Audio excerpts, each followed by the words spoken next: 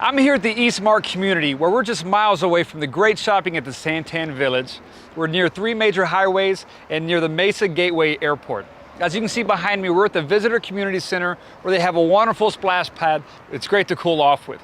But my favorite part about this community is right in the center of Eastmark, there's a 106-acre park, which will be the nexus for community life. I'm here today to meet with Joel from Mattamey Homes to find out what sets them apart.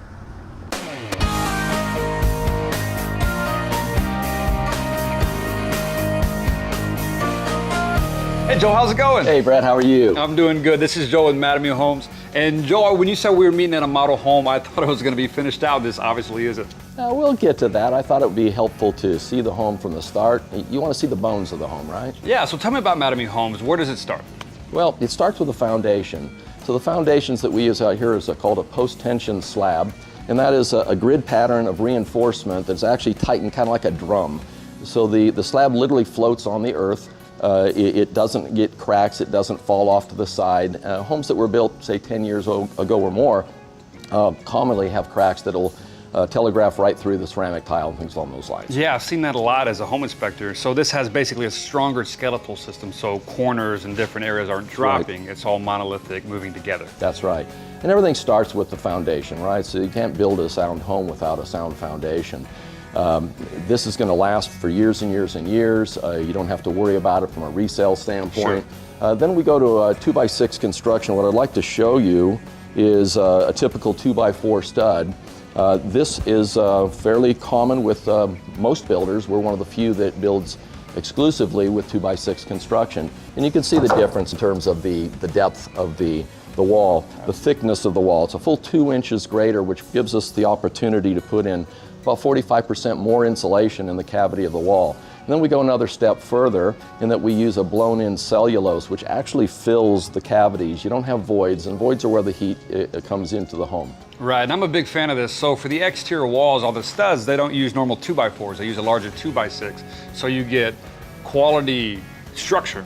That's right. Better sound, more depth for insulation. That's right. And then you use a blown-in insulation on the walls where many people use a bat. But that blown-in gets all those nooks and crannies to provide a better orgate. That's right. You don't get the heat exchange coming into the home. In Arizona, we want to keep the heat outside. Right, right. Especially this area, that's the main thing is heat gain.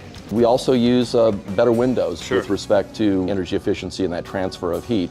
A low E glass doesn't transfer the heat through the glass nearly as much, and it also cuts down on damage from ultraviolet rays that goes into furniture and carpeting and whatnot. So as the house is going up from the bones, you're getting better insulation, you're getting more room than in many other houses, even newer houses than most people.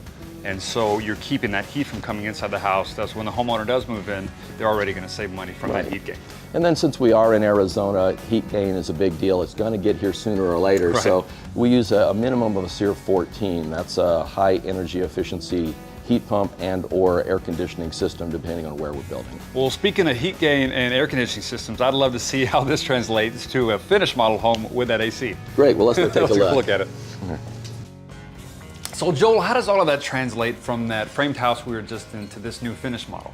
Well, actually it starts well before the framing and that post-tension slab, the energy efficiency that we build into the bones that you saw.